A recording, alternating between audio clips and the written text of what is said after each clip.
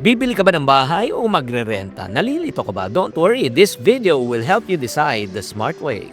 Videos that will make you wealthy and debt-free. Hi there, this is Chinky Tan, your pambansang wealth coach. Marami pong nagtatanong, uupa ba ako, Chinky, o bibili? Alin ba mas okay? Alam mo, there's no one size fit all. Kaya sa video na ito, pag-uusapan natin ang pros and cons. Number 2, what to avoid and what to look out before you buy your first house. Tatandaan po natin na meron tayong tinatawag na pros and cons of buying sa house. Let's talk about the pros. Number 1, ang kaganda kasi long-term investment po to. Real estate can appreciate in value kung bebenta mo at papaupahan mo. Pwede mo rin syempre naman pagkakakitaan yan.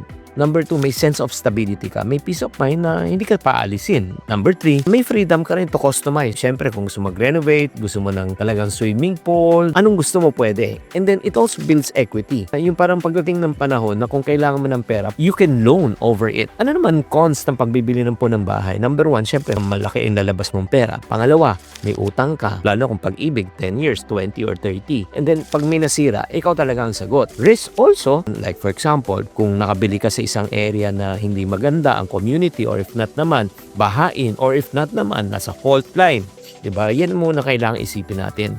Ano naman pros ng renting? Number 1, flexible po siya. Ang kagandahan niya, kung di mo nagustuhan yung komunidad, or let's say, nagbago na isip mo, nagbago yung work mo, pwede kang lumipat. Number 2, yung upfront cost mo mababa. More or less 2 months deposit, 2 months advance lang siya. Number 3, pag may mga sira, kung may may-ari, silang dapat ang may sagot niyan, hindi ikaw. And then number 4, pwede kang tumira sa mga prime locations, no? Kailangan ng trabaho mo, kaya pwede ka palipat-lipat. Ano naman cons ng renting? O ito na, pag-usapan natin. Number 1, hindi ikaw nang may-ari. Diba? Kahit na nagbabayad, nagtatapon ka lang ng pera. Number 2, unpredictable po ang mga upahan. Minsan, bigla na lang tumataas na walang pasabi-sabi. Number 3, siyempre wala masyadong control. Hindi ka pwede mag-renovate, hindi ka pwede magbutas minsan ng wall. At pang-apat, pagka hindi ka na-renew ng landowner, pwede ka mapaalis, di ba? Kahit gusto mo yung bahay. So, ano po ang kailangan po nating iwasan kung tayo naman po ay bibili? Number 1, don't buy to impress. You buy to invest. Diba? Hindi yung para pakita mo na sa tao na may sarili kang bahay. Number 2, huwag ka rin bibili na wala ka pang ipon at emergency fund. Ang ibig sabihin ng emergency fund, at least, pag bibili ka may 3 buwan hanggang 6 na buwan, sama mo na yung monthly amortization mo. Baka pwede ka lang pang down payment, hindi mo naman kaya. And then number 4, check mo rin yung kakayahan mo na pwede ba talagang magbayad ng long term. Lalo na kung ikaw ay isang OFW. OFW ka, ang kontrata mo lang 5 years. Nag-commit ka ng 20 years pambayad ng bahay. Paano na? Huwag naman po sana. Knock on the wood.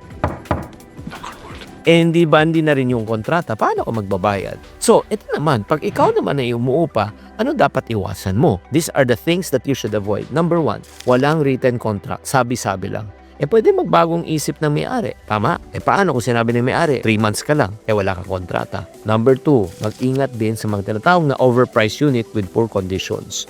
I-check mo muna. Huwag tayong bugso lang ng damdamin.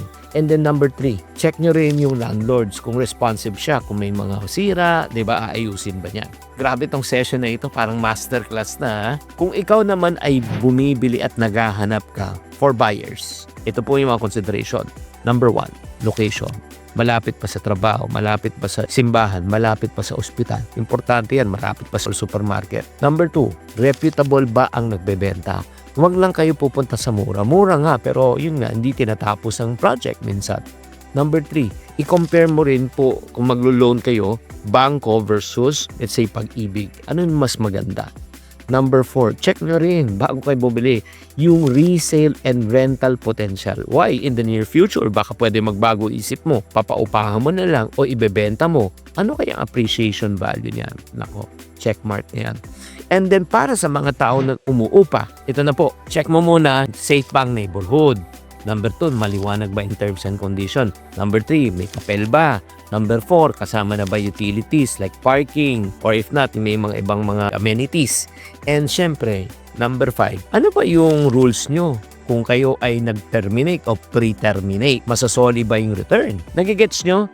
So mga ka-friendship, if you are ready financially and emotionally, na talagang sabihin mo na bibili ka na talagang bahay, alam mo, magandang decision po yan. Pero ngayon, go to the checklist before you do that. Pero kung hindi ka pa stable, chill ka lang. Oo, wag muna. Huwag mo na dagdagan ng utang mo. Don't decide based on pressure and inggit. Decide because it's your personal plan. May income ka, may purpose. Kaya kapatid, mas okay ang simple ang buhay na walang utang at walang stress. Kesa maganda nga ang bahay mo, pero hindi ka naman makatulog.